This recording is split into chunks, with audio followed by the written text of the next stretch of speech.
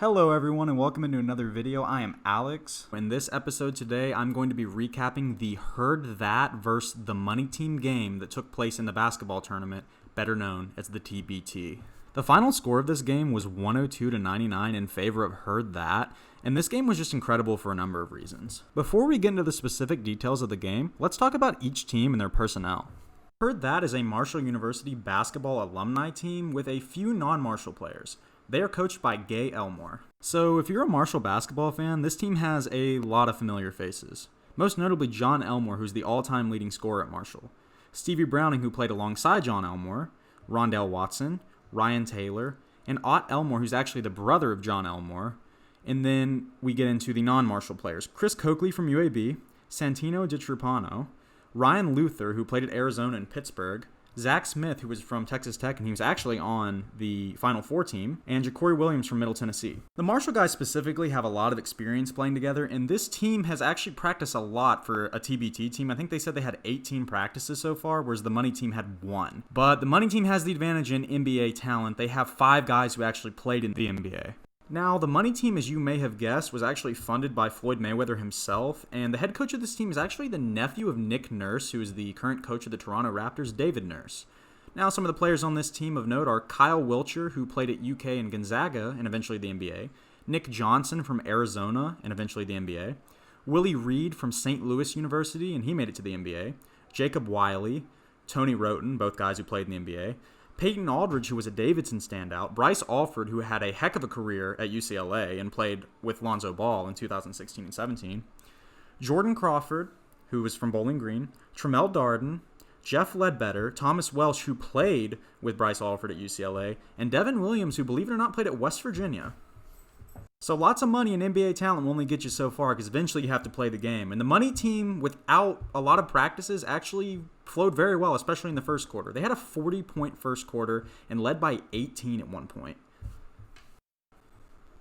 This game was the exact definition of basketball as a game of runs, and it really took Marshall a minute to get their feet under them, especially on the defensive side.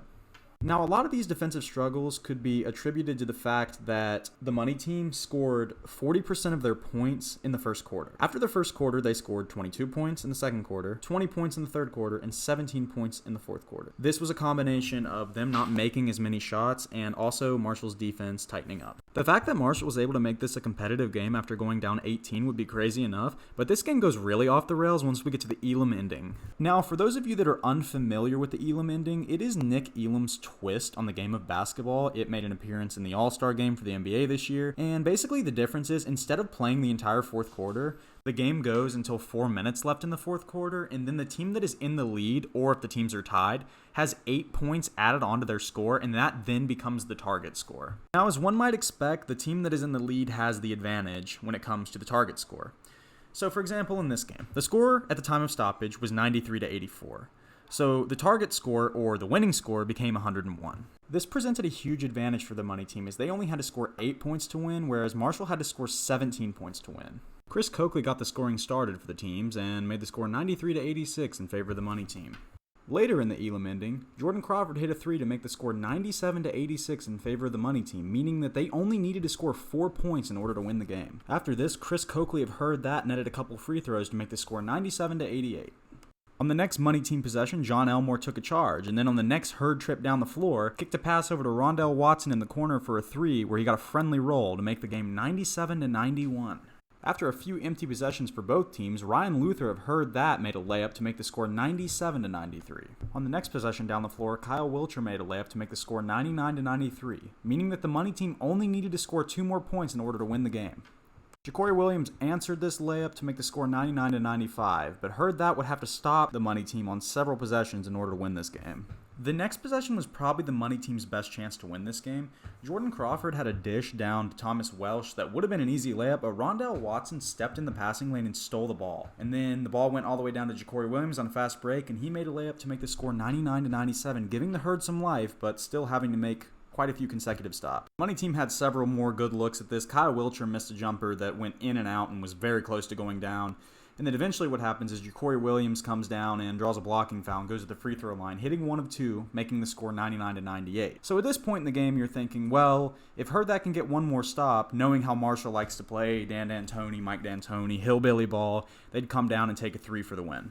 Devin Williams, former WVU player, misses a couple free throws that would have won the game for them, and then Marshall comes down the floor, calls timeout, and Gay Elmore, in the ultimate old-school basketball move, draws up a play on the floor using chalk, and it sounds like they're going to try and take a 3, but when that doesn't work, they actually go to Ja'Cory Williams, who just dunks it down, making the score 199, giving Herd That their first lead, but not any feeling of security, because if the money team makes a 2-pointer, they win the game. Bryce Alford then steps out of bounds on a 3-point attempt, giving Marshall a chance to win the game. They call timeout, and out of the timeout, they draw up a play for Ryan Luther, who goes to the basket and makes a layup for the win. This is not only one of the most improbable comebacks in TBT history, but in basketball history. The money team came about as close to winning a game as you can without actually winning it. I would call this a choke job, but the reason that Herd That came back and won was their increased tenacity on the defensive end of the floor, causing the money team into mistakes, forcing turnovers, missed shots. Most of the time when you think a choke job, you think a team just falling apart, but really Herd That did everything in order to make the money team unable to win this game. Alright, now it is time for the statistical portion of the program, and we're going to look at the team stats. Interestingly enough, both teams actually shot 36 of 71 on field goals. Herd That shot 21 of 29 from free throws, had 40 rebounds, 22 assists, and 12 turnovers. The money team shot 8 of 17 on free throws, had 39 rebounds, 28 assists, and 18 turnovers. The individual stat leaders, Herd That's point leaders, were Chris Coakley with 32 and Ja'Cory Williams had 30. The rebound leader was Chris Coakley with 7. The assist leader was John Elmore with 10. The money team points leader was Bryce Alford with 20. The rebounds leader was Thomas Welsh with 10. And the assist leader was Jordan Crawford with 7. The money team's biggest lead was 18 and Herd That's biggest lead was 3. So overall, this was a fantastic game of basketball that made 2 hours fly by. I want to give major props to the basketball tournament for being able to bring back this live sports, and I think it honestly gets a lot of people excited, including myself, for the NBA, because we're all kind of asking the question, okay, what will it look like without fans? I was glued to my television set with or without fans in this game. I would have never known. This was just a great game of basketball, and I think that once we get the NBA back, it will be the same way. Herd That will play Overseas Elite on Saturday at 2 p.m. And this Marshall team that accomplished a lot, the players that played for Marshall, Ryan Taylor, John Elmore, Stevie Browning, Rondell Watson. I mean, some of these guys were a part of the Marshall team that won their first ever NCAA tournament game. So if they can add a TBT championship to that, it'll just increase their lore. It's kind of allowing Marshall fans who witnessed the first tournament win and have a lot of fond memories of this team, almost being able to relive the days of having those players. And it's really exciting, and I think the TBT is really cool.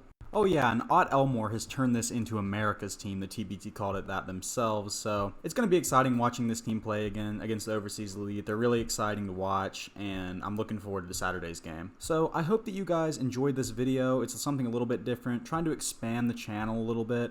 If you liked what you heard, maybe leave a like, refer us to a friend. The last video that we did really well. I appreciate everybody listening in, and as always, thank you for listening.